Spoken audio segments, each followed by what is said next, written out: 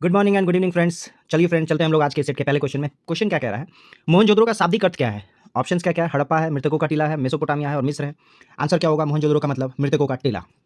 Friends, आगे बढ़ने से पहले मैं आप सभी से रिक्वेस्ट करूंगा कि आप जो रात के 8 बजे ये सेट आता है इस टाइम में ही यूट्यूब में आएँ और साथ ही साथ क्वेश्चन का आंसर देखिए। लाइव चैट एक कमेंट है और कमेंट को जब स्क्रॉल करेंगे तो लाइव चैट ऑप्शन आएगा। लाइव चैट में जाइए, अपने आंसर को टाइम के साथ सबमिट कीजिए, जिससे आपका कॉन्फिडेंस भी बढ़ेगा और फास्ट रीडिंग की कैपेसिटी होगी। ठीक है, सिर्फ सेट देख लेने से कुछ नहीं होने वाला है। चलते हम लोग नेक्स्ट क्वेश्चन पे। श्वेतांबर और दिगंबर किस धर्म के हैं? ऑप्शंस क्या क्या है आपके पास? बौद्ध है, हिंदू है, सिख है और जैन है। आंसर क्या होगा? श्वेतांबर और दिगंबर बेसिकली है क्या? जैन धर्म से रिलेटेड है। ठीक है, और जब जैन धर्म की बात करेंगे तो याद रखिएगा जो महावीर स्वामी थे वो 24वें तीर्थंकर थे जैन धर्म में। और जो जैन धर्म की जो मीटिंग होती थी उनको संगति कहा जाता था। तो याद रखिएगा प्रथम जैन संगति में ही जो है श्वेतांबर और दिगंबर क्या हो गए थे? सेपरेट हो गए थे। श्वेतांबर क्या है? श्वेत वस्त्र पहनने वाले लोग हैं, और दिगंबर क्या है? जो नग्न अवस्था में जीवन गुजारते हैं। ठीक है, नेक्स्ट क्वेश्चन क्या है आपका? बारदोली सत्याग्रह के प्रमुख नेता कौन थे? तो देखिए बेसिकली ऑप्शन देख लेते हैं हम लोग पहले। लाला लाजपत राय, बाल गंगाधर तिलक, सरदार पटेल और जवाहरलाल नेहरू। जो बारदोली सत्याग्रह है ये हुआ कब था? ये हुआ था 1928 में। पहला क्वेश्चन। सेकंड थिंग कि बारदोली सत्याग्रह में ही जो पटेल साहब थे, वल्लभ भाई पटेल, उनको ये जो सरदार की उपाधि मिली है या इसी बारदोली सत्याग्रह में मिली है। तो ऑप्शन नंबर सी क्या होगा? इसका आंसर सही होगा। बारदोली सत्याग्रह का प्रमुख नेता सरदार पटेल हुआ कब था? 1928 में। नेक्स्ट क्वेश्चन है, खान अब्दुल गफार खान को और किस नाम से जाना जाता है? ऑप्शन क्या क्या है? पंजाब केसरी, सीमांत गांधी, लाहौर केसरी और बंगाल केसरी। आंसर क्या होगा? देखिए, खान अब्दुल गफ्फार खान को सीमांत गांधी के नाम पे जाना जाता है, और ये प्रथम विदेशी व्यक्ति हैं, यानी कि भारतीय नहीं है, जिनको कि भारत रत्न मिला था। और कब मिला था? 1987 में मिला था। कब मिला था? 1987 में मिला था। ठीक है, चलते हैं अपने अगले क्वेश्चन में। निम्नलिखित में से किस गवर्नर जनरल को भारतीय प्रेस का मुक्तिदाता कहा जाता है? ये भी क्वेश्चन रिपीटेड है। ऑप्शन क्या क्या है? लॉर्ड विलियम बेंटिक है, सर चार्ल्स मेंटकॉफ है, लॉर्ड ऑकलैंड है और लॉर्ड एलनबरो है। आंसर क्या होगा? Sir Charles Metcalfe. इन्होंने जो है प्रेस को, भारतीय प्रेस को मुक्ति दिलाई थी। कब? 1835-36 के आसपास। लॉर्ड विलियम बेंटिक के बाद यही आए थे, चार्ल्स मेंटकॉफ। और इनको जो है भारतीय प्रेस का मुक्तिदाता भी कहा जाता है। नेक्स्ट क्वेश्चन क्या है आपका? ब्रिटिश हाउस ऑफ कॉमन में सर्वप्रथम किस भारतीय ने आर्थिक निष्कासन सिद्धांत की भर्त्सना की थी, यानी क्रिटिसाइज किया था कि आप जो है इंडिया में जाकर इंडिया के पैसे को बाहर निकाल रहे हैं? यानी सीधा सीधा है, ड्रेन ऑफ वेल्थ थ्योरी के बारे में बात कर रहा है। बहुत ध्यान से देखिए, ड्रेन ऑफ वेल्थ के बारे में बात कर रहा है। और ड्रेन ऑफ वेल्थ कौन निकाले थे, किनके द्वारा ये जो थ्योरी दिया गया था? ऑप्शंस में देखेंगे, दादा भाई नौरोजी। और ये आंसर क्या होगा आपका? सही होगा। चलते हैं हम लोग अपने अगले क्वेश्चन में। अगला क्वेश्चन क्या कह रहा है? प्रसिद्ध गाना सारे जहां से अच्छा रचा गया है किसके द्वारा? ऑप्शन है रविन्द्रनाथ टैगोर, मन्ना डे, मोहम्मद इकबाल और Bankim Chandra Chatterjee. Very good. Answer क्या होगा? मोहम्मद इकबाल।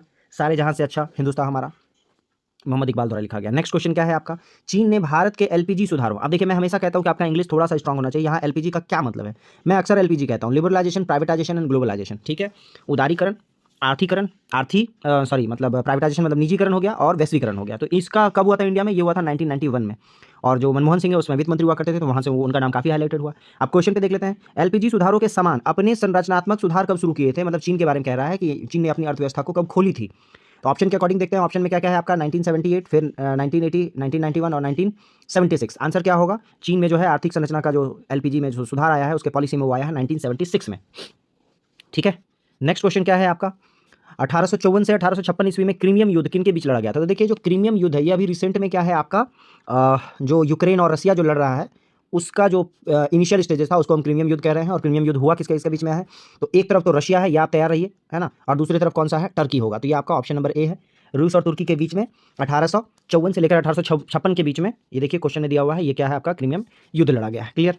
नेक्स्ट क्वेश्चन क्या है? भारत की संविधान सभा में संघ शक्ति समिति के अध्यक्ष कौन थे? देखिए संघ शक्ति समिति, समितियां हैं, उनको आपको उनमें से कुछ प्रमुख समितियों को बिल्कुल ध्यान में रख लेना चाहिए। संघ शक्ति समिति का अध्यक्ष कौन है? ऑप्शंस क्या है? क्या? डॉक्टर राजेंद्र प्रसाद, जेबी कृपलानी, सरदार वल्लभ भाई पटेल और जवाहरलाल नेहरू। याद रखिएगा संघ शक्ति समिति के अध्यक्ष कौन थे? जेएल नेहरू थे। कौन थे? जेएल नेहरू थे। नेक्स्ट क्वेश्चन क्या है? भारतीय संविधान की प्रस्तावना में समाजवादी शब्द कब जोड़ा गया? याद रखिएगा भारतीय प्रस्तावना में, संविधान के प्रस्तावना में अभी तक कुल एक ही बार संशोधन हुआ है। ठीक है, और उसमें टोटल 3 नए शब्द जोड़े गए थे। एक तो आपका समाजवादी है, एक आपका पंथ निरपेक्ष है, जिसको कहीं कहीं क्या कहते हैं?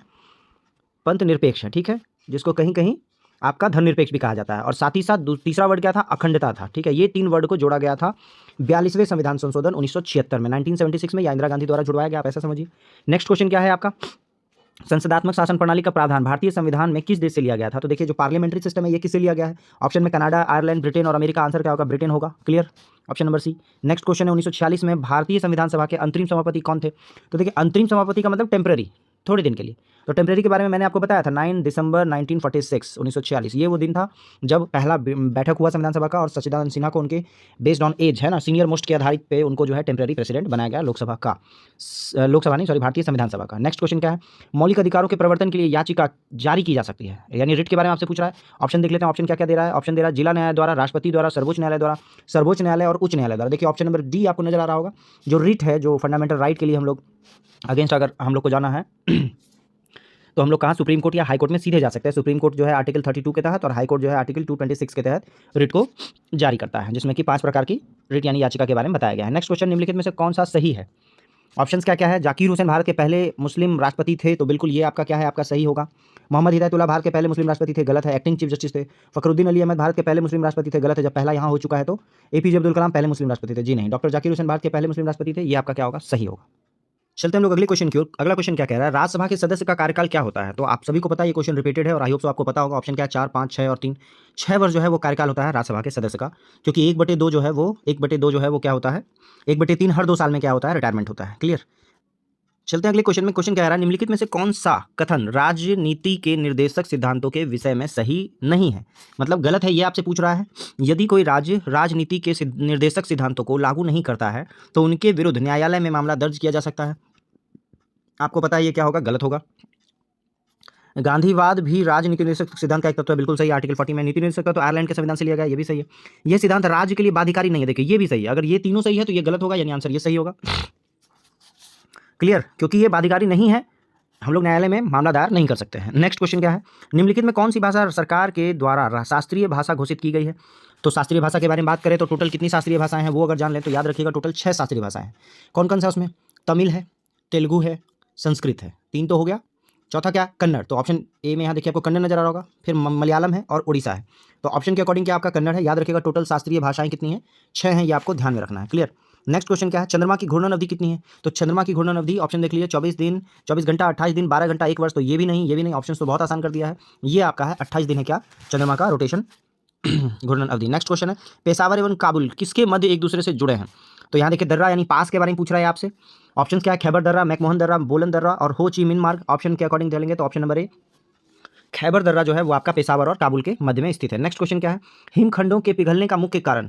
तो हिमखंडों के पिघलने का मुख्य कारण क्या क्या है, आप देख लीजिए। ओजोन, भूमंडलीय ताप वृद्धि, पर्जन्यनाशियों के सांद्रण, अम्ल वर्षा। आंसर क्या होगा, भूमंडलीय ताप वृद्धि जो है वो हिमखंडों के पिघलने का कारण। नेक्स्ट है, विश्व की सबसे गहरी झील कौन सी है। ऑप्शन है बैकाल, विक्टोरिया, मालवी, कीबू। आपको आई होप सो आंसर पता हो। आंसर क्या होगा, बैकाल झील क्या है, विश्व की सबसे गहरी झील है। क्लियर, चले आगे। नेक्स्ट क्वेश्चन क्या है, दक्षिण अमेरिका की सबसे लंबी नदी कौन सी है। देखिए साउथ अमेरिका में अगर बात कर ले हम लोग तो सबसे लंबी नदी कौन सी होगी, जो विश्व की सबसे बड़ी नदी है वही दक्षिण अमेरिका में सबसे लंबी नदी भी है। आंसर क्या होगा, आंसर के अकॉर्डिंग वेरी गुड आंसर है आपका, अमेजन जो है वो दक्षिण अमेरिका की सबसे लंबी नदी है, साथ ही साथ विश्व की सबसे बड़ी नदी है। नेक्स्ट क्या है, क्या कि इग्लू क्या है। ये तो क्वेश्चन 6 क्लास का क्वेश्चन है। इग्लू क्या होता है, जहां एस्किमो रहते हैं। और ये क्या है, एक गुंबद आकार का क्या है, बर्फ का झोपड़ी कह लीजिए वो होता है। तो गुंबद आकार का एक घर या झोपड़ी जो कठोर बर्फ के सिल्ली से बनाया जाता है, जिसमें एस्किमो रहते हैं। ऑप्शन नंबर सी सही है, इग्लू का डेफिनेशन। नेक्स्ट क्वेश्चन क्या है, क्वेश्चन नंबर 26 क्या कह रहा है, कर्क रेखा किस राज्य से होकर नहीं गुजरता। देखिए लगातार सेट में कर्क रेखा आ रहा है, बहुत ध्यान से देखते जाइए। आपका कर्क रेखा किससे नहीं गुजरेगा, ऑप्शन नंबर सी छत्तीसगढ़ से नहीं गुजरेगा। कर्क रेखा टोटल 8 राज्यों से होकर जाता है। नेक्स्ट क्वेश्चन है, भारतीय मानक समय प्रधान मेरिडियन पर आधारित कहां से गुजरती है। देखिए एक तो कर्क रेखा पूछ दिया, ये आपका इंटरनेशनल टाइमलाइन पूछ दिया, जो कि 82.5 डिग्री क्या है, ईस्ट की ओर ज़्यादा है, आगे है। और टाइम की बात करें तो 5.5 घंटा हम लोग आगे हैं प्रधान मेरिडियन से। अब क्वेश्चन पूछ रहा है कि कहाँ से गुजरता है, तो इलाहाबाद के नैनी से गुजरता है। ऑप्शन नंबर सी आपका सही है, वेरी गुड। नेक्स्ट है, सांख्यिकी और कार्यक्रम क्रियान्वयन मंत्रालय द्वारा 2016 से 17 के लिए दिए गए बागवानी आंकड़ों के अनुसार सबसे बड़ा फल उत्पादक राज्य कौन सा है। कब की बात कर रहा है, 2016-17 बागवानी कार्यक्रम के तहत सबसे बड़ा फल उत्पादक ऑप्शन में है आंध्र प्रदेश, गुजरात, कर्नाटक, मध्य प्रदेश। आंसर क्या होगा, आंध्र प्रदेश जो है वो फल उत्पादन में नंबर 1 पे है। ठीक है, 16-17 सर्वे के अकॉर्डिंग। नेक्स्ट है, निम्नलिखित में से कौन सा कथन हरित क्रांति के बारे में सही नहीं है। क्वेश्चन पूछा, इसका प्रारंभ 1966 के खरीफ ऋतु में हुआ था। तो आई होप सो ये आंसर क्या है आपका, सही है। इसका प्रारंभ अधिक उपज वाले बीजों के उपयोग से हुआ था, ये भी सही है। इसके प्रारंभ में इसका लाभ पंजाब, हरियाणा, पश्चिम उत्तर प्रदेश को मिला, सही है। ये केवल चावल के उत्पादन के लिए है, ये आपका क्या है, गलत है। इसमें चावल के साथ साथ क्या है, मक्का है, मोटा अनाज भी है और गेहूँ भी है ना, खाद्यान्न फसल सब कुछ है इसमें। नेक्स्ट, 2001 से 11 के दशक में भारत निम्नलिखित राज्यों में से किसमें सर्वाधिक जनसंख्या वृद्धि दर है। यानी आपको जनसंख्या वृद्धि दर पूछ रहा है। ऑप्शन क्या है, नागालैंड, मेघालय, अरुणाचल प्रदेश और मणिपुर।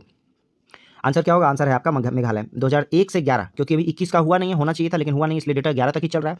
1 से 11 में सबसे ज़्यादा जो पॉपुलेशन ग्रोथ है इस 10 साल में वो किसका हुआ है? मेघालय का हुआ है। और सबसे कम अगर बोले तो किसका है? अरुणाचल प्रदेश का है। ऐसे भी पॉपुलेशन डेंसिटी सबसे कम किसका है? अरुणाचल प्रदेश का है। अच्छा, अरुणाचल प्रदेश के बारे में एक और चीज़ जान लीजिए कि पूरे भारत में सबसे पहले सूर्य की किरण अगर किसी राज्य पे पड़ेगी तो वो कौन सा है? अरुणाचल प्रदेश है। नेक्स्ट क्वेश्चन क्या है आपका? निम्नलिखित में से किसके कारण राष्ट्रीय आय के चक्राकार प्रवाह का आकार घटता है? मतलब सीधा सीधा जो नेशनल इनकम है वो उसका साइज कम हो रहा है, मतलब नेशनल इनकम कम होता जा रहा है। ऐसा कब होगा? जब हम आयात करेंगे, क्योंकि आयात करेंगे तो हम लोग को पैसा क्या करना होगा? देना होगा। जब पैसा देंगे तो नेशनल इनकम कम होता जाएगा। तो ऑप्शन नंबर डी सही होगा, जब इंपोर्ट करेंगे तो नेशनल इनकम कम होगा। नेक्स्ट है, कौटिल्य के अर्थशास्त्र के अनुसार निम्नलिखित में से कौन राज्य के करों की वसूली के लिए जिम्मेदार था? यानी कि सीधा सीधा पूछ रहा है कि राज्य में कर का वसूली कौन करेगा, तो उनके अकॉर्डिंग ऑप्शन में देख लेते हैं। समहर्ता, सन्निधाता, कार्मातिक और नागरिक। तो आंसर क्या होगा? उनके हिसाब से नागरिक जो है वो करों की वसूली के लिए जिम्मेदार था। कौन? कौटिल्य का अर्थशास्त्र। अर्थशास्त्र का एक बुक है जिसमें एडमिनिस्ट्रेशन के बारे में बताया। कौटिल्य, जिसको हम लोग चाणक्य भी कहते हैं और विष्णुगुप्त भी कहते हैं। नेक्स्ट है कि गालिब क्या थे? ऑप्शन में है कवि, सूफी संत, चित्रकार, राजा। और हम सभी को पता है कि जो मिर्जा गालिब है वो क्या थे? एक कवि थे। अच्छा, क्वेश्चन आएगा कि मिर्जा गालिब किसके शासनकाल में कवि थे? तो मुगल शासन का जो सबसे लास्ट शासक थे बहादुर शाह जफर, जिनको कि 1857 क्रांति के बाद रंगून भेज दिया गया था, उनके जो है दरबार में थे गालिब। क्लियर। नेक्स्ट क्वेश्चन क्या है? भारत का जीव मंडल रिजर्व नंदा देवी किस राज्य में स्थित है? सीधा सीधा आपसे पूछा है, नंदा देवी जो यूनेस्को में शामिल है वो किस राज्य में है? ऑप्शंस क्या क्या है? उत्तराखंड है, मेघालय है, सिक्किम है, हिमाचल प्रदेश है। आंसर क्या होगा? उत्तराखंड में है नंदा देवी। और जब बात करेंगे यूनेस्को में, तो यूनेस्को में कब शामिल हुआ है ये? तो यूनेस्को में शामिल हुआ है 1988 में। क्लियर। नेक्स्ट क्वेश्चन है, अंतर्राष्ट्रीय मजदूर दिवस कब मनाया जाता है? ऑप्शंस क्या क्या है? 14 अप्रैल, 1 मई, 1 अगस्त और 10 मई। आंसर क्या होगा? 1 मई को हम लोग अंतर्राष्ट्रीय मजदूर दिवस मनाते हैं। क्लियर। नेक्स्ट क्वेश्चन क्या है आपका? कौन सा कथक घराना उस नृत्य से के आध्यात्मिक पहलुओं पर अधिक ध्यान देता है? मतलब कौन सा कथक का घराना? याद रखिए, कथक का है नॉर्थ इंडिया का नृत्य शैली है ना, उत्तर भारत का। और पूछ रहा है कौन सा घराना जो है उसके आध्यात्मिक पहलुओं पर अधिक ध्यान देता है? ऑप्शन है जयपुर, बनारस, लखनऊ, बरेली। आंसर क्या होगा? लखनऊ घराना जो है आध्यात्मिक पहलू पर अधिक ध्यान देता है। नेक्स्ट क्वेश्चन है, उस वैज्ञानिक का नाम बताइए जिसने प्रथम बार टीके की खोज की। ऑप्शन है Louis Pasteur, Edward Jenner, Alexander Fleming, Robert Koch. Answer क्या होगा? आंसर होगा एडवर्ड जेनर ने सबसे पहले टीके का खोज किया था। नेक्स्ट क्वेश्चन क्या है? कोशिका भित्ति कोशिका में अनुपस्थित होती है। कौन सी कोशिका में? कोशिका भित्ति यानी सेल वॉल के बारे में बात कर रहा है। याद रखिएगा, सेल वॉल जो होता है वो जनरली हम लोग जानते हैं कहाँ होता है? पादप में होता है। कहाँ होता है? पादप में होता है सेल वॉल। फंगस में होगा और जीवाणुओं में होगा। आंसर है जंतु में, यानी कि मैमल्स यानी कि एनिमल्स में जो होता है वो सेल वॉल नहीं होता है, सेल मेम्ब्रेन होता है, कोशिका झिल्ली होता है। ठीक है, तो कहाँ अनुपस्थित होता है? जंतुओं में। नेक्स्ट क्वेश्चन, उपास्थि क्या है? तो ऐसा अस्थि जो सॉफ्ट हो, अस्थि का मतलब हड्डी है ना, जो सॉफ्ट हो, मुलायम हो, उसको हम लोग क्या कहते हैं? उपास्थि कहते हैं। तो उपास्थि एक डैश संयोजी ऊतक से बना होता है, टिश्यू का बना हुआ होता है। कैसा टिश्यू होगा? मैंने अभी कहा सॉफ्ट होगा, तो ऑप्शन नंबर सी आपको दिख रहा होगा, कोमल संयोजी ऊतक से बना होता है। कौन? उपास्थि। और जनरली जो हमारे कहाँ कहाँ कान में अगर हड्डियाँ हैं या फिर नाक में है, तो ऐसे सॉफ्ट जो बोन्स होते हैं उनको हम लोग क्या कहते हैं? उपास्थि कहते हैं। नेक्स्ट है, मनुष्यों के पित्त यानी कि बाइल का उत्पादन किस अंग में होता है? तो बाइल का जो प्रोडक्शन है, पित्त का मतलब बाइल हो गया, BILE, बाइल का जो प्रोडक्शन है वो लीवर में होता है। कहाँ होता है? लीवर में। ऑप्शन में देख लेते हैं, पेट, आमाशय, जिगर। यही जिगर है आपका, यहीं पर क्या होगा? आपका बाइल का प्रोडक्शन होता है। ठीक है, चलें आगे। नेक्स्ट क्वेश्चन क्या है आपका? रुधिर परिसंचरण तंत्र की खोज किसने की थी? ये भी क्वेश्चन देखिए रिपीटेड है और आई होप सो आपको आता होगा। ऑप्शन है रदरफोर्ड, विलियम हार्वे, सी डार्विन, चार्ल्स डार्विन और वाटसन और क्रिक। आंसर क्या होगा? विलियम हार्वे ने रुधिर परिसंचरण तंत्र की खोज की थी। नेक्स्ट क्वेश्चन है, क्वेश्चन नंबर 42 क्या कह रहा है? गले के उदर तलीय मध्य रेखा पर चपटा हड्डी होगा यहाँ पे, ठीक है, शायद एरर हो गया। हड्डी का नाम बताइए। गले के उधर तलिए। ऑप्शंस क्या क्या है? कोकल है, कैसिन है, सेक्रम है और ब्रस्ट बोन है। ये आपका आंसर सही होगा, ब्रस्ट बोन होगा गले के पास। ठीक है, नेक्स्ट क्वेश्चन क्या है आपका? निम्नलिखित में से कौन सा आपको एक व्युत्क्रम वर्ग बनाने देता है जो एक आधार वर्ग से अधिक विशेषताओं को आनुवांशिक रूप से प्राप्त करता है? जेनेटिक के बारे में आपसे बात कर रहा है, तो याद रखिएगा ये ऑप्शंस में देख लेते हैं। ये बहु इनहेरिटेंस, ठीक है, बहुस्तरीय नहीं होगा। बहुल का मतलब हो गया एक से अधिक, इनहेरिटेंस का मतलब गुण का ट्रांसफर होना। नेक्स्ट क्वेश्चन है आपका, पोलियो तथा चेचक की बीमारी के होने का क्या कारण है? तो बेसिकली पोलियो और चेचक दोनों किससे होता है? दोनों ही वायरस से होता है। ऑप्शन में ऑप्शन नंबर सी आपको दिख रहा होगा, विषाणु। ठीक है, चलें आगे। नेक्स्ट क्वेश्चन क्या है? वह पादप जिसमें बीज फलों के भीतर होता है, तो फलों के भीतर होगा तो उसको क्या कहेंगे? एंजियोस्पर्म, जिम्नोस्पर्म, टेरिडोफाइट और ब्रायोफाइट। आंसर क्या होगा?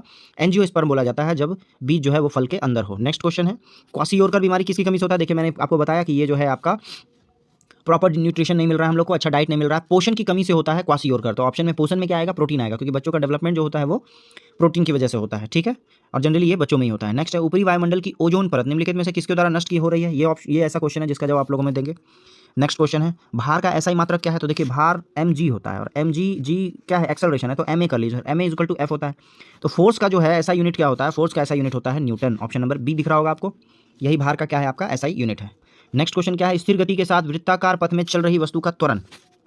स्थिर गति का मतलब होता है कांस्टेंट, आपका क्या है? स्पीड है। इसके साथ जब अगर कंटिन्यू कोई वस्तु चल रहा है तो उसको क्या कहेंगे?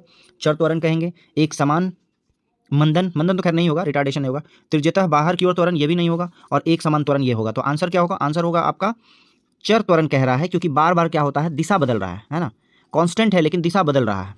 तो वेग क्या होगा? वेग क्या है आपका? सदिश राशि है, दिशा बदला तो त्वरण भी बदलता जाएगा, चाहे वेग का है कि चाहे वेग क्या हो, कांस्टेंट ही क्यों ना हो। क्लियर।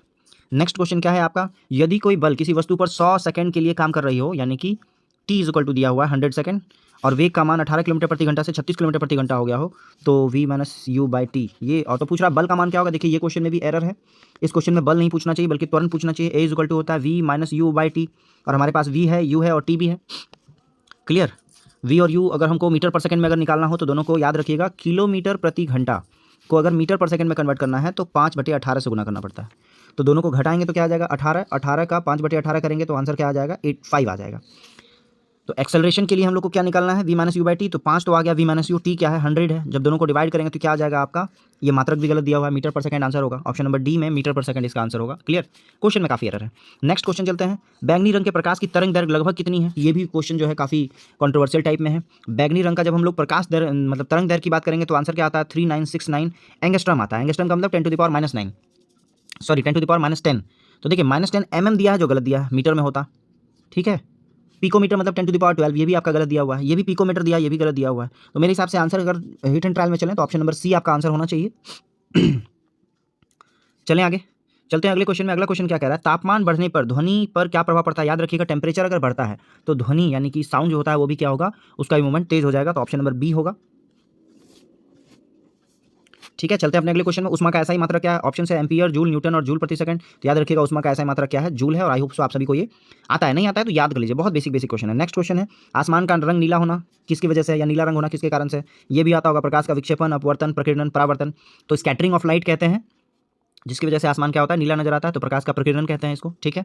नेक्स्ट क्वेश्चन क्या है आपका? विद्युत रासायनिक प्रक्रिया जो एनोड पर होती है। तो देखिए कैथोड होता है और एनोड होता है। के प्लस आयन, के प्लस आयन का मतलब कुछ होगा, अगर ये प्लस है तो ये नेगेटिव होगा। अब कह रहा है कि विद्युत रासायनिक प्रक्रिया जो एनोड पर होती है वो कैसी अभिक्रिया होती है? तो उसको हम लोग कहते हैं ऑक्सीकरण। याद रखिएगा कि प्लस लिखने का मतलब है कि इसमें कुछ आकर जुड़ेगा आपका। ठीक है। जो कैथोड होता है वो ऋणात्मक होता है, तो आकर जुड़ेगा, तो इसलिए हम इसमें प्लस लिखे क्योंकि इसमें आकर कुछ जुड़ेगा। तो ऑक्सीकरण होता है बेसिकली कैथोड का। ऑक्सीकरण का मतलब हो गया ऑक्सीजन का आकर जुड़ना, और ऑक्सीजन का आकर जुड़ने का मतलब कुछ नेगेटिव इसके साथ आकर और मिल रहा है। क्लियर। चलते हैं आगे। नेक्स्ट क्वेश्चन क्या है? तापमान और दबाव की समान परिस्थिति में सभी गैसों के समान आयतन के अणुओं की संख्या समान होती है, या क्या है? देखिए बेसिकली मोल है, मोल कॉन्सेप्ट कह लीजिए आप। ये डेफिनेशन है मोल कॉन्सेप्ट का कि आपका टेम्परेचर और प्रेशर दोनों क्या है? इक्वल रखा जाए। तो सभी गैसों की समान आयतन में यानी कि वॉल्यूम भी सेम रखा जाए तो अणुओं की संख्या क्या होगी? तो अणुओं की संख्या सेम होती है और उसको मोल कॉन्सेप्ट कहते हैं। और ये किसके द्वारा दिया गया है? ये option number B Avogadro rule के द्वारा दिया गया है। इवन कि एवोगाड्रो एक नंबर है, एक मोल बराबर क्या होता है? 6.023 इंटू 10⁻23 मोल, प्रति मोल कह लीजिए। ठीक है। ये आपका क्या है? एक एवोगाड्रो नंबर है। चलते हैं आगे। नेक्स्ट क्वेश्चन है क्वेश्चन नंबर 57। निम्नलिखित में से कौन सा तत्व एक अधातु है जो कमरे के तापमान पर द्रव अवस्था में रहता है? देखिए जनरली जैसे द्रव अवस्था में रहता है लोग देखेंगे पारा मार देंगे, जो गलत करेंगे। ऑप्शन में आपको कह रहा है अधातु, और पारा क्या है? एक धातु है। तो पारा तो नहीं होगा, क्लोरीन नहीं होगा, हीलियम नहीं होगा। आंसर क्या होगा? ब्रोमीन होगा। क्लियर। ब्रोमीन एक ऐसा धातु है जो रूम टेम्परेचर पे लिक्विड अवस्था में रहता है। नेक्स्ट एक तत्व की द्रव्यमान संख्या 32 है और परमाणु संख्या 16 है। अच्छा, परमाणु संख्या 16 का मतलब इलेक्ट्रॉन 16 होगा और प्रोटॉन भी 16 होगा। और आपको कह रहा है क्या? वेट जो है 32 है, तो 32 है तो 16 से प्रोटॉन और प्लस जो है न्यूट्रॉन इज इक्वल टू होता है वेट। तो आपसे पूछ रहा है न्यूट्रॉनों की संख्या कितनी होगी, तो 32 में से 16 घटा दीजिए, आंसर क्या होगा? 16। यही आपका क्या है? आंसर होगा। नेक्स्ट है आपका निम्नलिखित इसमें से कौन सी अक्रिय गैस नहीं है, आपसे पूछ रहा है। आर्गन, हाइड्रोजन और नियॉन। ये सॉरी हाइड्रोजन नहीं होगा, आर्गन, हीलियम और नियॉन ये क्या है? आपका अक्रिय गैस है। हाइड्रोजन जो है वो आपका अक्रिय गैस नहीं है, पहला नंबर है। ठीक है। पीरियोडिक टेबल देखेंगे। नेक्स्ट है बिना बुझा हुआ चूना का रासायनिक नाम क्या है? बिना बुझा चूना का रासायनिक नाम क्या होता है? ऑप्शन है sodium chloride, calcium carbonate, carbon dioxide, calcium oxide. Answer क्या होगा? आंसर होगा आपका कैल्शियम ऑक्साइड, CaO कहते हैं इसको। ठीक है। इसको आप बुझा हुआ, बिना बुझा हुआ चूना या क्विक लाइम कहते हैं इसको। ठीक है। नेक्स्ट क्वेश्चन क्या कह रहा है आपका? नेक्स्ट क्वेश्चन कह रहा है Hc2O2F2 की आकृति होगी। ऑप्शन के में देख लेते हैं क्या लिखा है। त्रिकोणीय, द्विपिरामिडीय, वर्ग समतलीय, चतुष्फलकीय और सीसॉ। आंसर क्या होगा? आंसर होगा ऑप्शन नंबर ए त्रिकोणीय द्विपिरामिडिक होता है आपका इसका फॉर्मूला, मतलब फिगर, आकृति। नेक्स्ट क्वेश्चन क्या है? एक पेड़ में गुरुत्वाकर्षण के विरुद्ध जल की गति का परम कारण क्या है? आपको पता है कि पेड़ में जो जल है उसके रूट से होते हुए ऊपर तक जाता है, उसका विशेष यानी कि मेन कारण क्या है? मेन कारण देख लेते हैं, परासरण, अंतःशोषण, प्रकाश संश्लेषण और वाष्पोत्सर्जन। ऑप्शन के अकॉर्डिंग चलें तो ऑप्शन नंबर बी आपका क्या होगा? सही होगा। वाष्पोत्सर्जन, इवेपोरेशन जिसको कहते हैं, ये मेन रीजन है, ऊपर तक जाना है ना। ऊपर तक जाने के बाद ये क्या होता है? इवेपोरेट हो जाता है, यानी कि हमारे एटमॉस्फेयर में बाहर हो जाता है ऑक्सीजन के साथ। नेक्स्ट क्वेश्चन क्या है आपका? रासायनिक परिवर्तन के लिए असत्य कथन। तो देखिए रासायनिक परिवर्तन किसको कहते हैं? वैसा चेंजेस जो कि रिवर्सेबल ना हो, जिसको हम दोबारा दोहरा ना सकें। तो कह रहा है यह एक उत्क्रमणीय परिवर्तन है, यही गलत है। आंसर ए सही होगा। उत्क्रमणीय का मतलब बोथ साइडेड है, मतलब कि एक बार गया फिर हम उसको रिवर्स कर सकें। ठीक है, यहाँ शुद्ध हिंदी दिया है इसलिए थोड़ा हो सकता है आप लोगों को दिक्कत हो। उत्क्रमणीय का मतलब रिवर्सेबल। अब ऑप्शन बी देख लेते हैं, इसके साथ ऊर्जा में भी परिवर्तन होता है, सही बात है। पदार्थ का आंतरिक संगठन परिवर्तित होता है, ये भी सही बात है। और नया उत्पाद का निर्माण होता है, ये भी सही है। जैसे केमिकल रिएक्शन आता है तो सबसे पहले हम दूध का दही बनना समझ लेते हैं। ठीक है, नेक्स्ट क्वेश्चन क्या है? कार्बोरेंडम क्या है? तो कार्बोरेंडम क्या है ऑप्शंस में देख लेते हैं। Boron carbide, tungsten carbide, silicon carbide और जिंक कार्बाइड। आंसर क्या होगा? आंसर है आपका सिलिकॉन कार्बाइड को क्या कहते हैं? कोरेंडम कहते हैं, कार्बोरेंडम कहते हैं। नेक्स्ट क्वेश्चन है अत्यधिक किण्वन से आप क्या समझते हैं? तो किण्वन का मतलब फर्मेंटेशन का प्रोसेस आपसे पूछ रहा है। तो फर्मेंटेशन में बाहर क्या आएगा? 2 सेट पहले का ये क्वेश्चन है।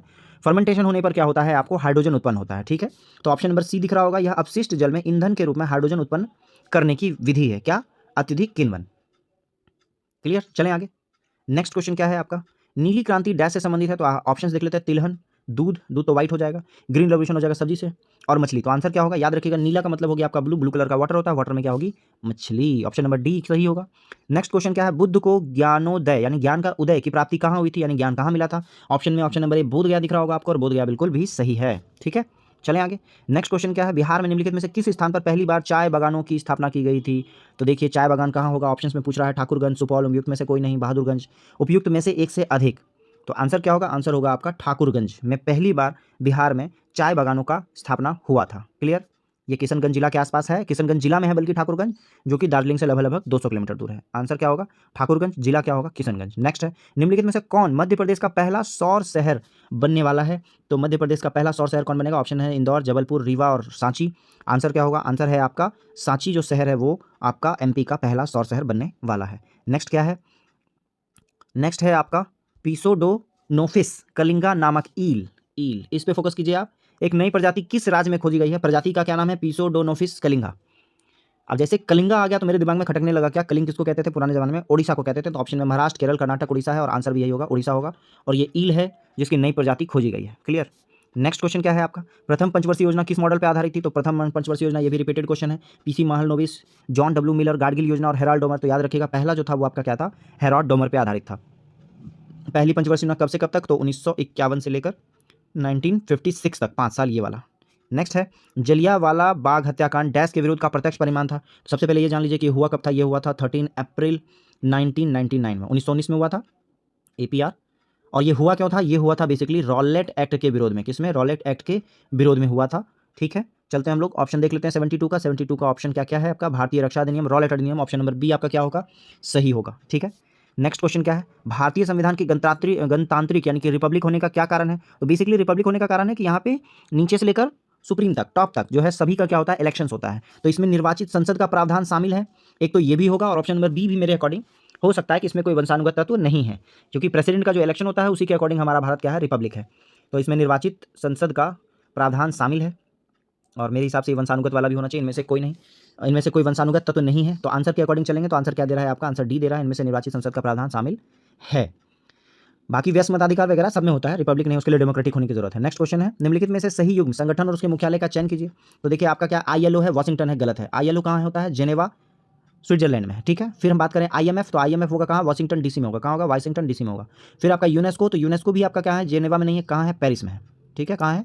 पेरिस में है। और ये आपका लिखा हुआ है क्या? UNIDO। ठीक है, UNIDO, ये आपका कहाँ है? ये आपका वियना में है, और ये क्या है आपका? सही है। और बेसिकली ये होता किसके लिए है? तो United Nation Industrial Development Organization जो है ये आपका कहाँ है? वियना में है। ऑस्ट्रिया की राजधानी वियना है।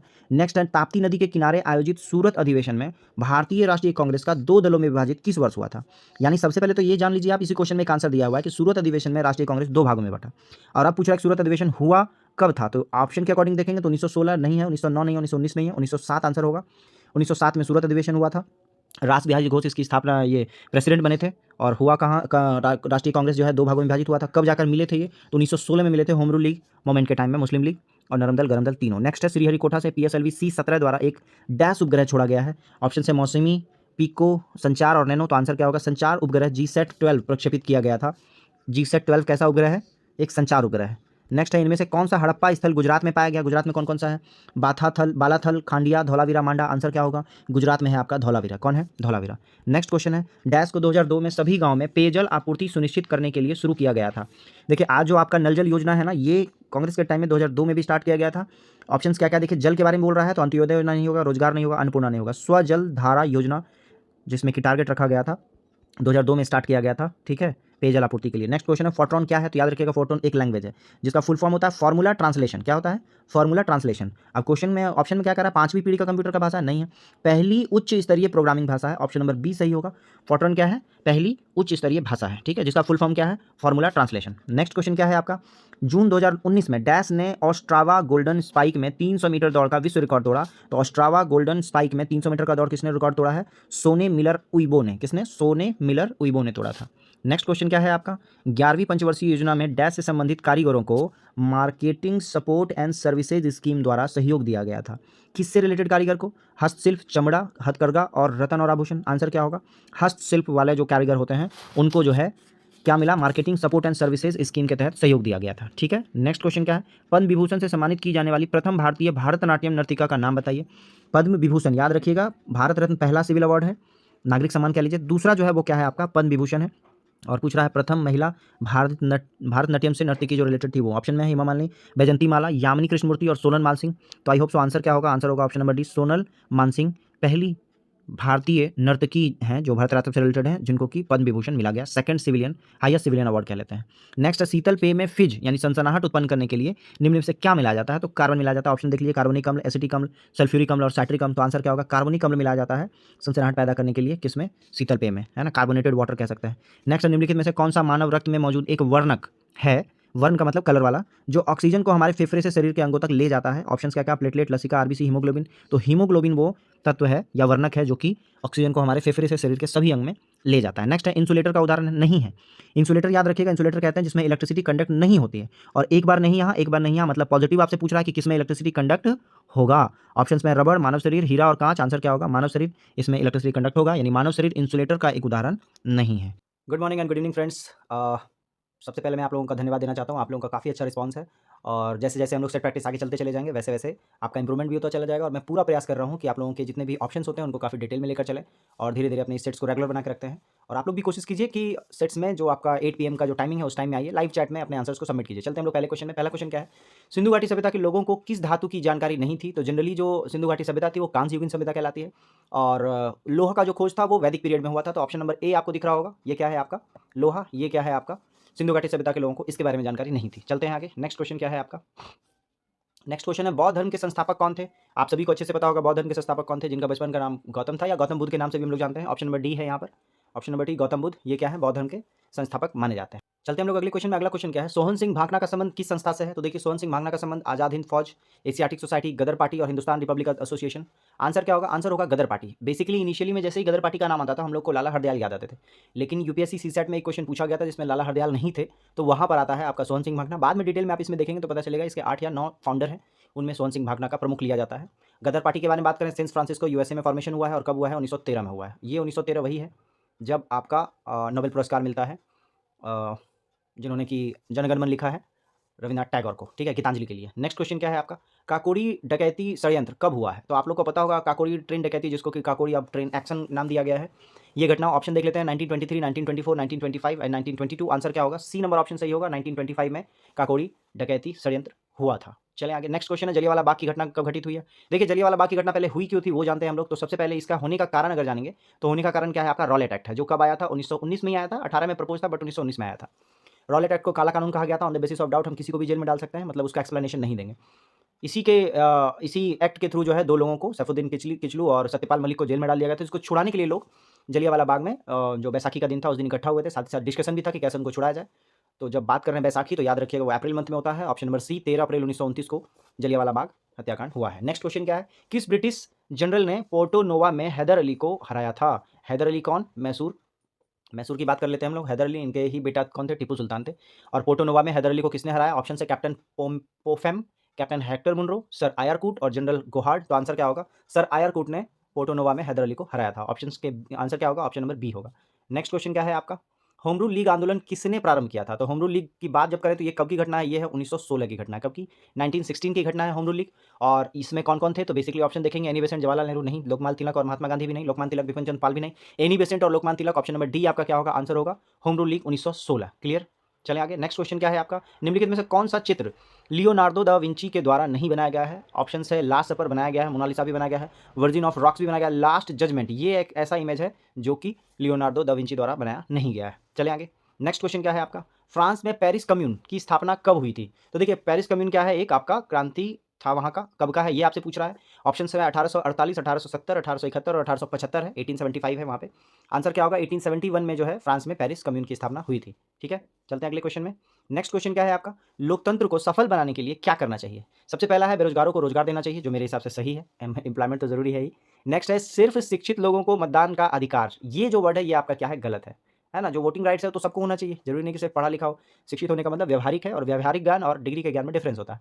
नेक्स्ट है सुदृढ़ पंचायती राज, ये बिल्कुल होना चाहिए, और नागरिकों को ईमानदार एवं उत्तरदायी होना चाहिए, बिल्कुल सही है। फर्स्ट, थर्ड और फोर्थ किस ऑप्शन में है? ऑप्शन नंबर बी आपको नजर आ रहा है, तो आंसर क्या होगा? ऑप्शन नंबर बी सही होगा। नेक्स्ट क्वेश्चन क्या है आपका? संविधान के लागू होने के समय निम्न आदर्शों में से किसको प्रस्तावना में सम्मिलित नहीं किया गया? देखिए प्रस्तावना का क्वेश्चन मोस्ट फ्रीक्वेंट है, अक्सर पूछा जाता है। तो प्रस्तावना में अभी तक एक ही बार संशोधन हुआ है, वो हुआ है 42nd यानी कि 42वां संविधान संशोधन हुआ है 1976 में, और इसमें 3 शब्द जोड़ा गया था, जिसमें एक वर्ड आपको यहाँ पे दिख रहा है, वो है क्या? ऑप्शन नंबर सी, समाजवादी वर्ड। समाजवादी, पंथ निरपेक्ष और अखंडता, ये 3 शब्द जोड़ा गया था हमारे प्रस्तावना में 42वां संविधान संशोधन। नेक्स्ट क्वेश्चन क्या है आपका? तो क्वेश्चन में यहाँ बोल रहा है कि संविधान के लागू होने समय कौन सा नहीं था? तो समाजवादी नहीं था, बाकी पहले से स्वतंत्रता, समानता और न्याय था। समाजवादी बाद में जुड़ा है। नेक्स्ट क्वेश्चन है भारतीय संविधान का कौन सा भाग राज्य के नीति निर्देशक सिद्धांतों को बताता है? तो फिर वही बात है, directive principle of state policy कह लीजिए, है ना? ये कौन सा भाग में है? तो आई होप सो आपको ऑप्शन अब क्लियर है, ये भाग 4 में है। आर्टिकल की बात करें तो आर्टिकल 12 से 35, ठीक है, ये आपका क्या है? फंडामेंटल राइट है, यानी मौलिक अधिकार है। और फिर 36 से लेकर 51 तक क्या है आपका? डीपीएसपी है, directive principle of state policy, जिसको राज्य के नीति निर्देशक तत्व बताया हमने। नेक्स्ट क्वेश्चन क्या है? क्वेश्चन नंबर 13 क्या कह रहा है? संविधान में किस संशोधन द्वारा संपत्ति के अधिकार को मौलिक अधिकारों की सूची से हटा दिया गया था? ऑप्शंस में देखिए क्या है? 74th, 44th, 46 और 72। आंसर क्या होगा? याद रखिएगा 44वां संविधान संशोधन 1978 को जो है उस टाइम में जो है जो आपका मौलिक अधिकार था आपका कौन सा? संपत्ति का अधिकार, उसको हटाकर आर्टिकल 300A में ले जाया गया, ठीक है, और एक वैधानिक अधिकार बना दिया गया संपत्ति के अधिकार को। क्लियर? वो कौन सा था? 44वां संविधान संशोधन। नेक्स्ट क्वेश्चन क्या है आपका? नेक्स्ट क्वेश्चन है डैश की नियुक्ति भारत के राष्ट्रपति द्वारा नहीं की जाती है, जनरली संवैधानिक पोस्ट उन्हीं के द्वारा किया जाता है। ऑप्शन देख लेते हैं। उच्चतम न्यायालय के न्यायाधीश, ये तो होता है। नेक्स्ट राज्यपाल भी है, महान्यायवादी भी। ये देखिए महाधिवक्ता जो है ये आपका क्या है? एडवोकेट जनरल राज्य में होता है, और इसकी नियुक्ति कौन करता है? राज्यपाल करता है। क्लियर? नेक्स्ट क्वेश्चन क्या है? अच्छा, अगर ये भी पूछे कि राज्यपाल, ये जो महाधिवक्ता है ये किस आर्टिकल में है? याद रखिएगा ये आर्टिकल है 165 में है, ठीक है, 165 आर्टिकल में इसके बारे में चर्चा की गई है। नेक्स्ट क्वेश्चन है निम्नलिखित राज्यों में से उस युग्म को चुनिए जो लोकसभा में सबसे ज्यादा प्रतिनिधि भेजता है। तो सबसे ज्यादा प्रतिनिधि में देखिए 3 ऑप्शन में गोवा है जो नहीं होगा, यहाँ भी गोवा है, यहाँ भी गोवा है, यहाँ भी गोवा नहीं होगा।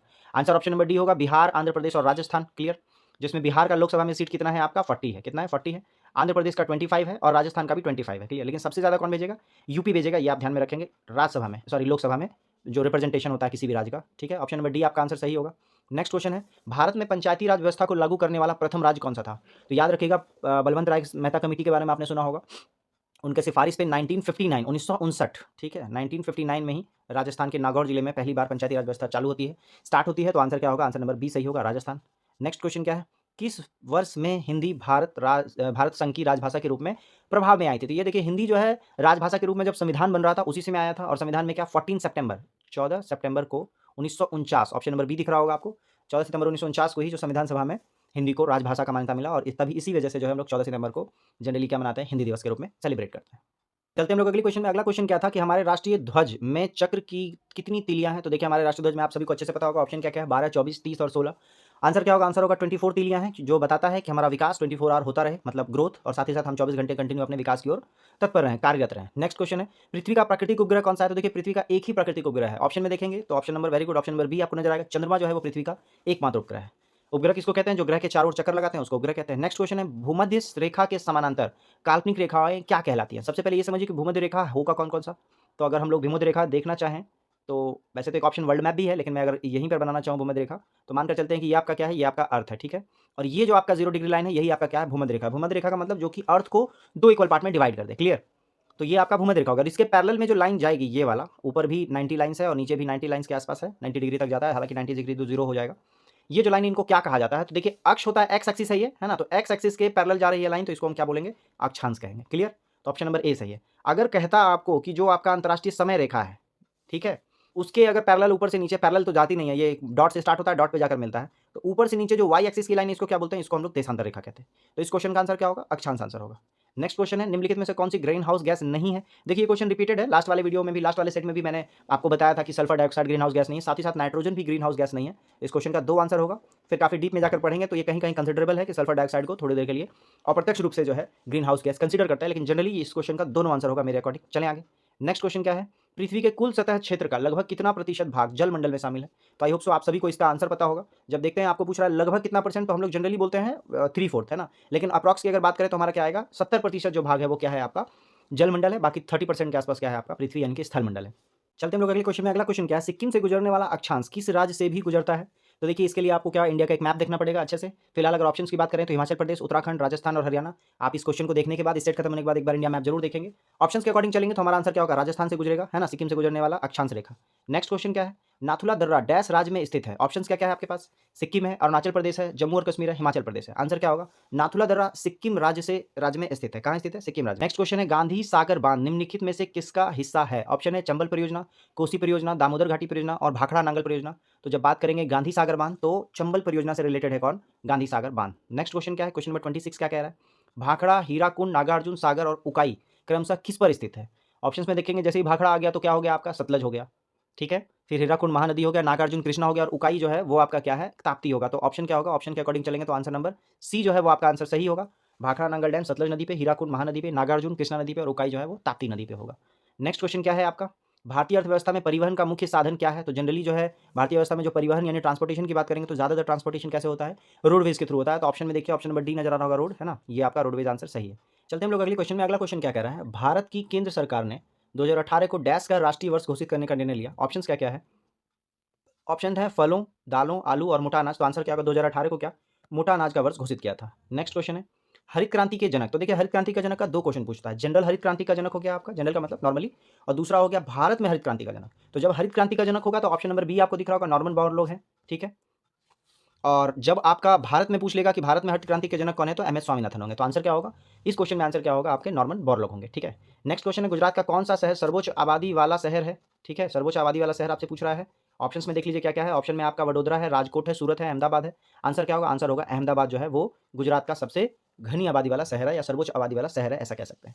नेक्स्ट क्वेश्चन क्या है, यदि सरकार कीमत सीलिंग निर्धारित करती है जो सामान्य कीमत से अधिक हो तो क्या होगा। तो देखिए जब सामान्य कीमत से अधिक होगा तो डिमांड क्या होगा, कम हो जाएगा और सप्लाई ज्यादा रह जाएगा, यही होगा फाइनली। ऑप्शंस में देखेंगे तो ऑप्शन में क्या बोल रहा है, ऑप्शन नंबर बी देखिए क्या कह रहा है कि मांग का मात्रा पूर्ति की मात्रा से कम होगी। ऑप्शन नंबर बी आपका आंसर सही होगा। जैसे ही आपको कह रहा है कि सीलिंग जो निर्धारित किया गया, सीलिंग का मतलब होता है प्राइस कैप, एक फ्लोर प्राइस होता है और एक सीलिंग प्राइस होता है। फुल फ्लोर प्राइस क्या होता है, फ्लोर प्राइस में हम लोग मिनिमम रखते हैं जिसको एमएसपी बोला जाता है, और सीलिंग प्राइस का मतलब मैक्सिमम होता है। सीलिंग देखते हैं छत क्या होता है, ऊपर होता है, तो सीलिंग प्राइस होता है। तो याद रखिएगा, जैसे ही सीलिंग प्राइस से अधिक रखेगा तो डिमांड क्या होगा, कम हो जाएगा, किससे, आपका पूर्ति से, सप्लाई से। नेक्स्ट क्वेश्चन है, अल्पाधिकार में होते हैं। तो देखिए जब एकाधिकार बोलेगा तो उसमें एक ही सप्लायर होगा, और अल्पाधिकार बोला तो मान के चलिए कि 2 सप्लायर होंगे कम से कम, ठीक है। तो अल्पाधिकार में क्या होगा, मिनिमम 2 सप्लायर होगा, 2 विक्रेता होगा। नेक्स्ट क्वेश्चन है, 1930 में सीवी रमन ने डैश के लिए नोबेल पुरस्कार जीता था। तो सीवी रमन को बेसिकली, एक तो सीवी रमन का रमन इफेक्ट है, साथ ही साथ जो प्रकाश का प्रकीर्णन उन्होंने बताया उसके लिए उनको मिला है। और प्रकाश कहाँ हम लोग पढ़ते हैं, भौतिकी में पढ़ते हैं। तो ऑप्शन नंबर सी आपको दिख रहा होगा, भौतिक शास्त्र इसका आंसर होगा। 1930 में सीवी रमन को नोबेल पुरस्कार मिला है किस क्षेत्र में, भौतिक के क्षेत्र में। नेक्स्ट क्वेश्चन क्या है, निम्नलिखित में से कौन सा एकांकी संकलन विष्णु प्रभाकर जी का नहीं है। ऑप्शंस में है इंसान, वो है, क्या वह दोषी था, ये भी है, प्रकाश और परछाई, ये भी इनका लिखा हुआ है। ऑप्शन नंबर सी है बादलों के पार, ये इनका लिखा हुआ नहीं है किनका, विष्णु प्रभाकर का। कौन सा लिखा हुआ है वो याद कर लीजिए, इंसान है, क्या वह दोषी था, और प्रकाश और परछाई, ये उनका लिखा हुआ किनका, विष्णु प्रभाकर का। नेक्स्ट क्वेश्चन है, भारत में राष्ट्रीय दूध दिवस इस दिन को मनाया जाता है। ऑप्शन क्या क्या है, 9 सितंबर, 23 जनवरी, 26 नवंबर और 5 जून। आंसर क्या होगा, 26 जनवरी को राष्ट्रीय दूध दिवस मनाते हैं हम लोग, और साथ ही साथ 26 जनवरी को हम लोग संविधान दिवस भी मनाते हैं, क्योंकि 26 जनवरी 1949 को हमारा संविधान अडॉप्ट कर लिया गया था, इनैक्ट हुआ था 26 जनवरी से, ठीक है, लागू होना। उड़ीसा से प्रारंभ एक प्राचीन लोक नृत्य कौन सा, मतलब एक लोक नृत्य था जो उड़ीसा से स्टार्टिंग हुआ है। पुलिकली, राउत नाच, डालू कनिथा और घूमरा। तो आंसर क्या होगा, घूमरा जो है वो उड़ीसा में प्रारंभ क्या है, एक प्राचीन लोक नृत्य है। नेक्स्ट है, फूलों के संवर्धन के विज्ञान को कहते हैं। तो फूलों के संवर्धन, फूल को हम फ्लावर बोलते हैं तो फ्लोर होगा, तो फ्लोरिकल्चर है, फ्लोरोलॉजी है, ऑप्शन सी और डी। तो आंसर क्या होगा, आंसर होगा फ्लोरिकल्चर। फूलों के संवर्धन के विज्ञान को क्या कहते हैं, फ्लोरिकल्चर कहते हैं। नेक्स्ट क्या है, कोशिकीय पूर्ण सशक्ता की अवधारणा प्रस्तुत करने वाले वैज्ञानिक है? ऑप्शंस में क्या-क्या है? कोलिकर है, हैबरलैंड है, स्कुग है और विल्किंस है। आंसर क्या होगा? कोशिकीय पूर्ण सशक्तता, ठीक है, की अवधारणा किसने प्रस्तुत की है? हैबरलैंड ने की है।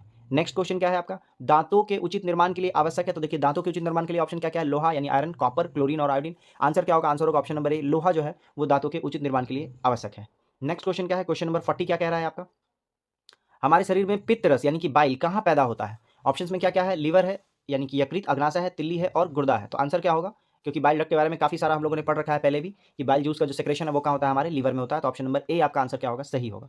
नेक्स्ट क्वेश्चन क्या है? मानव रक्त का पीएच का मान कितना होता है? तो याद रखिएगा मानव रक्त का जो पीएच स्केल होता है वो हल्का-सा क्षारीय होता है और आपको पता है 7 नंबर जो होता है पीएच वो न्यूट्रल होता है, तो 7 से थोड़ा ही ज़्यादा है। तो ऑप्शन में देखेंगे 7 से थोड़ा ज़्यादा कौन-सा है? तो 7.4 जो है वो क्या है? मानव रक्त का पीएच स्केल है। नेक्स्ट क्या है? हड्डी एक उदाहरण है। हड्डी क्या है? ऑप्शन में देखिए सब ऊतक लिखा है। ऊतक का मतलब टिश्यू होता है। तो हड्डी कैसा टिश्यू है? तो याद रखें हड्डी कनेक्टिव टिश्यू है। कनेक्टिव किसको बोलेंगे? संयोजी ऊतक को कहते हैं आप कनेक्टिव टिश्यू कहते हैं। तो हड्डी क्या है? एक कनेक्टिव टिश्यू है। नेक्स्ट है प्राकृतिक चयन यानी कि नेचुरल सिलेक्शन का सिद्धांत किसने दिया था? और आप सभी को ये बहुत अच्छे से पता होगा। चार्ल्स डार्विन ने दिया है किसका नेचुरल सिलेक्शन का सिद्धांत? तो ऑप्शन नंबर सी है चार्ल्स डार्विन। नेक्स्ट क्वेश्चन क्या है? पराबैंगनी विकिरणों के हानिकारक प्रभाव से मुख्य रूप से डैश होता है। तो याद रखिएगा जो आपका अल्ट्रावायलेट रे है, पराबैंगनी रे है, इसको अवशोषण कौन करता है? ओजोन। ओजोन का फॉर्मूला क्या होता है? ओजोन का फॉर्मूला होता है O3। क्या होता है? O3 होता है। ठीक है? और अगर ओजोन लेयर ना हो तब क्या नुकसान होगा? तो पराबैंगनी किरणें जो होती है हमारी बॉडी के सेल को डैमेज कर देगी और कैंसर हो जाएगा, स्किन कैंसर जिसको कहते हैं। तो ऑप्शन में आपको दिख रहा होगा सी कैंसर, मलेरिया मच्छर काटने से होता है। ठीक है? नेक्स्ट क्या है आपका? ब्रायोफाटा पादप सामान्यतः पाए जाते हैं। तो देखिए ब्रायोफाटा को जनरली क्या कहते हैं? आपका पादप जनक का पादप जो ये है आपका पूरा का पूरा ग्रुप है, उसमें इनको क्या कहते हैं आप? एम्फीबियंस कहते हैं। क्योंकि इनको क्या है? जनरली जो है नम और छायादार आवास में रहना ही पसंद करते हैं। तो ऑप्शन नंबर सी आपका होगा। चलें आगे। नेक्स्ट क्वेश्चन क्या है? नम और छायादार आवास। ठीक है? ऑप्शन नंबर सी ये यहीं जनरली पाए जाते हैं। कौन? ब्रायोफाटा। नेक्स्ट है निम्नलिखित में से कौन सा एक कार्बोहाइड्रेट नहीं है?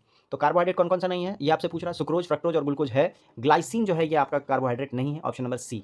कार्बोहाइड्रेट जो हम लोग को एनर्जी प्रोवाइड करता है। नेक्स्ट है हरितगृह प्रभाव यानी कि ये ग्रीन हाउस इफेक्ट के बारे में बात कर रहा है। किस गैस के अधिक मात्रा में होने से बढ़ता है ना? होने से बढ़ता है। ऑप्शंस में क्या-क्या है? Carbon dioxide, nitrogen, oxygen, argon. तो आपको पता है कार्बन डाइऑक्साइड के होने से ग्रीन हाउस इफेक्ट ज़्यादा होगा, तो ऑप्शन नंबर ए सही है। नेक्स्ट है एम्पीयर किसकी इकाई है? तो देखिए एम्पीयर किसकी इकाई ऑप्शन में? चुंबकीय क्षेत्र, विद्युत चार्ज, विद्युत धारा और प्रतिरोध। तो आंसर क्या होगा? विद्युत धारा का जो है इकाई है कौन? एम्पीयर। क्लियर? चलें आगे। नेक्स्ट है आवर्तकाल का सूत्र। देखिए मोस्ट इंपोर्टेंट फॉर्मूला आज के डेट में हो जाता है अगर फिजिक्स में बात करें तो जनरली ये पूछ ही देता है। ऑप्शंस में देखेंगे आवर्तकाल का सूत्र क्या होता है? तो 2 pi root under L by g, यही आपका आवर्तकाल का फॉर्मूला है। Option number A. ये याद कर लीजिएगा, कई बार ये क्वेश्चन आपसे पूछा जाता है। नेक्स्ट क्वेश्चन क्या है आपका? एक लड़का द्वारा एक वस्तु को ऊपर की दिशा में 1 मीटर दूर तक उठाए जाने पर लड़के द्वारा किया गया कार्य। तो कार्य देखिए W इज़ इक्वल टू क्या होता है? W इज़ इक्वल टू होता है Fs। क्लियर? और F इज़ इक्वल टू क्या होता है? ma होता है और a क्या है आपका? एक्सेलरेशन है। तो a का फॉर्मूला हो गया। m तो क्या हो गया आपको? m दिया नहीं है यहाँ पे। ठीक है? मान के चलते हैं m 1 केजी हो। 1 मीटर दूरी यानी कि s का वैल्यू भी 1 हो गया। जो a है एक्सेलरेशन वो अर्थ के लिए g हो जाता है। तो 9.8 आपको पता है मीटर पर सेकंड स्क्वायर होता है, 9.8 से मल्टीप्लाई कर लेते हैं। और जब कार्य बोल रहा है तो याद रखिएगा कार्य का ऐसा यूनिट क्या है? जूल होता है। तो 9.8 इंटू 1 कर लेंगे तो आंसर क्या होगा आपका? 9.8 जूल होगा। ये आंसर होगा अगर आप किसी चीज़ को 1 मीटर ऊंचाई तक उछाल देते हैं तो। ठीक है? नेक्स्ट क्वेश्चन क्या है? क्वेश्चन क्या है? स्प्रिंग में संग्रहित लोचदार स्थितिज ऊर्जा क्या है जहां बल नियतांक k होता है? ये 12 का बहुत अच्छा फॉर्मूला है, ये भी आपको ध्यान में रखिएगा। जब स्प्रिंग की बात करेगा और स्थितिज ऊर्जा पोटेंशियल एनर्जी की बात करेगा तो half k into x square होगा। ये आपका आंसर सही होगा। हाफ k एक्स स्क्वायर वो ऊपर में है, नीचे में नहीं है, ये आप ध्यान में रखेंगे। Clear? Half k x square, half m b square जैसे होता है वैसे ही आपका k एक्स स्क्वायर होगा। ठीक है? नेक्स्ट क्वेश्चन क्या है आपका? P potential energy is equal to होता भी half m b square. Next question है आपका एक स्थायी चुंबक के निर्माण के लिए उपयुक्त धातु निम्न में से कौन सी है? तो आपको क्या करना है? एक परमानेंट मैग्नेट बनाना है। तो मृदु लोहा से जो होता है वो आपका क्या होता है? टेम्परेरी मैग्नेट बनता है। और परमानेंट बनाना है तो ऑप्शन नंबर डी देखिए स्टील की जरूरत पड़ेगी आपको। स्टील से क्या होता है? परमानेंट मैग्नेट का फॉर्मेशन होता है। ठीक है? नेक्स्ट क्वेश्चन क्या है? किस कारण से वर्षा की बूंदें गोलीय आकार की होती हैं? आई होप सो आप सभी को ये पता होगा। जैसे केशिकत्व जो है वो तो आपका ऊपर की ओर रसारोहण जिसको कहते हैं उसके वजह से केशिकत्व होता है। गुरुत्व नहीं होगा, पृष्ठ तनाव नहीं होगा, पृष्ठ तनाव होगा। सॉरी, वर्षा की बूंदें गोलीय आकार किस वजह से होती है? पृष्ठ तनाव की वजह से होती है। ऑप्शन नंबर सी सही होगा, जिसको हम सरफेस टेंशन कहते हैं। एक दूसरे को ऐसे खींचता है और इसकी वजह से वो क्या होता है? गोल हो जाता है। नेक्स्ट है ऊष्मा के बढ़ाने से ताप। तो देखिए जैसे ऊष्मा को बढ़ाएंगे तो ताप क्या होगा? आपका बढ़ेगा। सिंपल सा कॉन्सेप्ट है। तो ऑप्शन नंबर बी होगा। ठीक है? ऊष्मा के बढ़ाने से क्या होगा? ताप में वृद्धि होगी। क्वेश्चन नंबर 55 क्या कह रहा है? वास्तविक वस्तु का वास्तविक प्रतिबिंब निम्न में से कौन बना सकता है? याद रखिएगा जो अवतल दर्पण होता है वो वास्तविक प्रतिबिंब बनाता है आपका। कौन सा? अवतल दर्पण या उत्तल लेंस। तो उत्तल लेंस तो है नहीं ऑप्शन में, है ना? अवतल लेंस है तो अवतल दर्पण जो ये वाला दर्पण है इसमें जनरली जितना भी नीचे बनता है इमेज हमारा वो सब क्या होता है? वास्तविक बनता है। और जो भी इमेज वास्तविक होता है वो क्या होता है? इनवर्स होता है, उल्टा होता है। क्लियर? ऑप्शन क्या होगा? अवतल दर्पण या उत्तल लेंस दोनों होगा। तो ऑप्शन में आपका अवतल दर्पण दिया है। नेक्स्ट है विद्युत धारा उत्पन्न करने के लिए प्रयुक्त युक्ति क्या कहलाती है? तो विद्युत हम लोग को क्या करना है? जनरेट करना है। तो जनरेटर जो होता है वो जनरली उसमें तेल डालेंगे और उसको घुमाएंगे तो वो क्या करेगा? इलेक्ट्रिसिटी जनरेट करेगा, तो उसको जनरेटर कहते हैं। तो ऑप्शन नंबर ए आपको दिख रहा होगा जनरेटर। विद्युत धारा उत्पन्न करने के लिए प्रयुक्त युक्ति क्या है? जनरेटर है। नेक्स्ट क्वेश्चन क्या है आपका? निम्नलिखित में से संसाधन का कौन सा तरीका दुग्ध तथा दुग्ध उत्पादन के परिरक्षण परीक्षण में प्रयोग किया जाता है? तो देखिए जनरली जो है दूध से रिलेटेड अगर बात करें तो विकिरण द्वारा रोगाणुनाशन नहीं है, शीघ्र हिमायन पॉस्चुराइजेशन। ये देखिए ऑप्शन नंबर सी आपको दिख रहा होगा, पॉस्चुराइजेशन हम लोग यूज करते हैं परीक्षण या परिरक्षण के लिए दूध का, ठीक है, या दूध के उत्पाद का। नेक्स्ट क्वेश्चन है, द्रवों का घनत्व नापने के लिए किस उपकरण का प्रयोग किया जाता है? डेंसिटी नापना है, घनत्व नापना है। ऑप्शन है एनीमोमीटर, बैरोमीटर, पिक्नोमीटर और हाइड्रोमीटर। आंसर क्या होगा? हाइड्रोमीटर होगा, ठीक है। हाइड्रोमीटर का यूज हम लोग क्या करते हैं? द्रवों का घनत्व नापने के लिए करते हैं। बैरोमीटर क्या है? आपका प्रेशर दबाव है, वायुमंडल के दबाव को बैरोमीटर से मेजर करते हैं। नेक्स्ट है, परमाणु के केंद्र के चारों ओर इलेक्ट्रॉन बिना ऊर्जा खोए घूमता है, यह किस वैज्ञानिक द्वारा बताया गया? देखिए ये भी 3-4 सेट पहले हम लोगों ने इस पर डिस्कशन किया है कि अगर चारों ओर इलेक्ट्रॉन घूम रहा है तो अपना एनर्जी लॉस करेगा, एनर्जी कंजर्वेशन के थ्रू अगर वो कोई काम कर रहा है तो उसका लॉस होगा, वो घूमते घूमते आकर न्यूक्लियस में गिर जाएगा। ऐसा नहीं होता, ये किसने कहा था? ऑप्शंस में देखिए J Thomson, James Chadwick, Röntgen और बोर। तो नील्स बोर ने ये बताया था आपको कि वो अपने एक फिक्स कक्षा में ही चारों ओर घूमता रहता है, कौन? इलेक्ट्रॉन।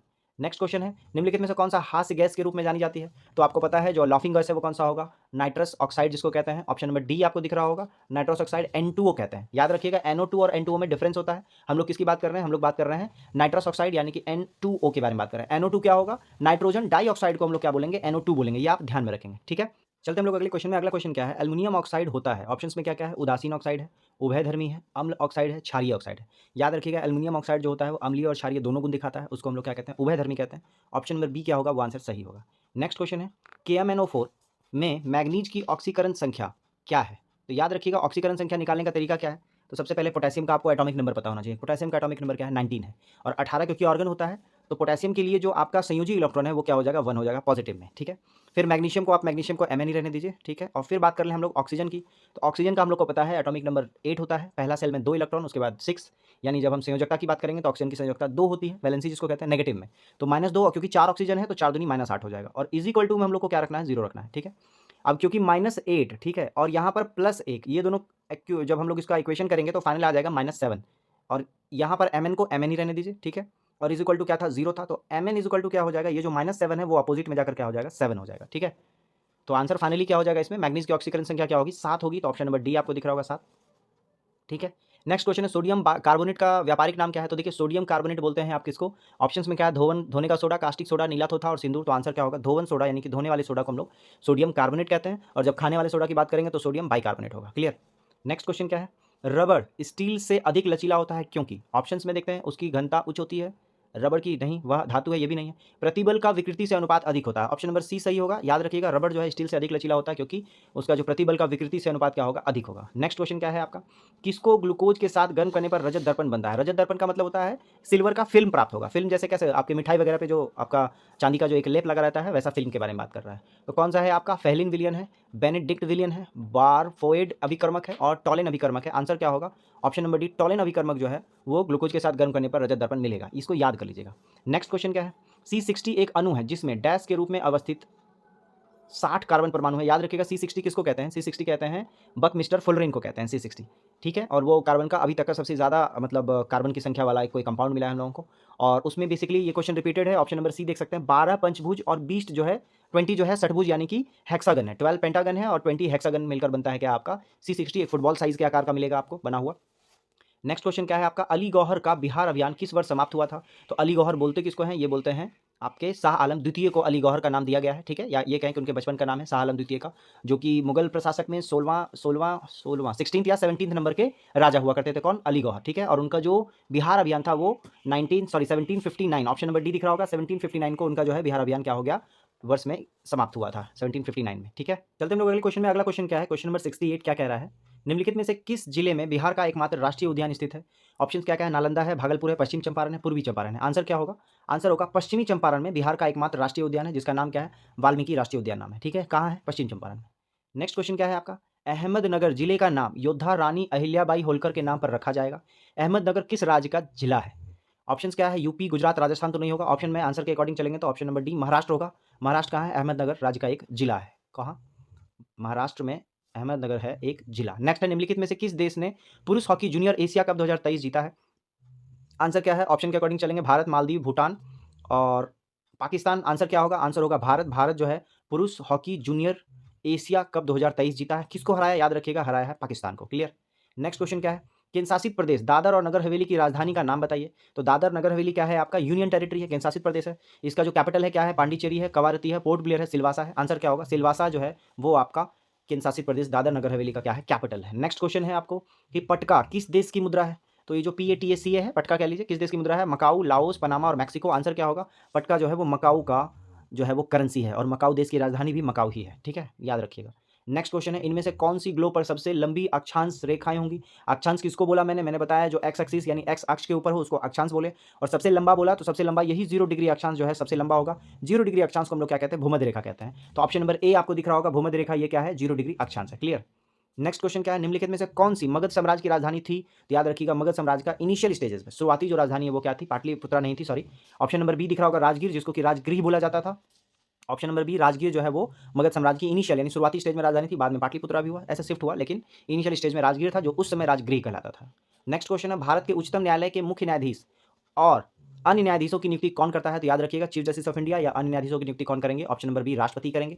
चलते हम लोग अगले क्वेश्चन में। अगला क्वेश्चन है, राष्ट्रीय जलमार्ग 2 इनमें से किन दो स्थानों को जोड़ता है? ऑप्शंस क्या क्या है? कोट्टापुरम है और कोल्लम है, प्रयागराज और हल्दिया है, मांडवी और जुआरी है, सदिया और धुबरी है। तो याद रखिएगा, जलमार्ग 1 जो है वो आपके गंगा नदी पे बना हुआ है जो प्रयागराज से लेकर हल्दिया तक है, और जब हम बात करेंगे जलमार्ग 2 तो याद रखिएगा ब्रह्मपुत्र नदी पे बना हुआ है जो सदिया और धुबरी है। ऑप्शन नंबर डी इसका आंसर होगा, सदिया और धुबरी, राष्ट्रीय जलमार्ग 2। नेक्स्ट है, वह एकमात्र भारतीय राज्य कौन सा है जिसकी सीमा सिक्किम राज्य से जुड़ी हुई है? जाइएगा इंडिया मैप जरूर देखिएगा, सिक्किम मैप से किस राज्य से जुड़ा हुआ है? ऑप्शन है पश्चिम बंगाल, असम, मिजोरम और उड़ीसा। आंसर क्या होगा? पश्चिम बंगाल से जुड़ा हुआ राज्य है कौन सा है? सिक्किम है। नेक्स्ट है, उस नदी का नाम बताइए जिस पर इंदिरा सागर बांध बना है? ऑप्शंस में है गंगा, यमुना, नर्मदा और कावेरी। आंसर क्या होगा? आंसर होगा आपका नर्मदा। नर्मदा नदी पर ही जो है वो इंदिरा सागर बांध बना हुआ है। नर्मदा नदी MP में बना हुआ है, ये आप ध्यान में रखेंगे। नेक्स्ट है, पुदुचेरी का लोक नृत्य कौन सा है? ऑप्शंस में क्या क्या है आपका? कापालिक है, सत्रिया है, गराडी है और करगा है।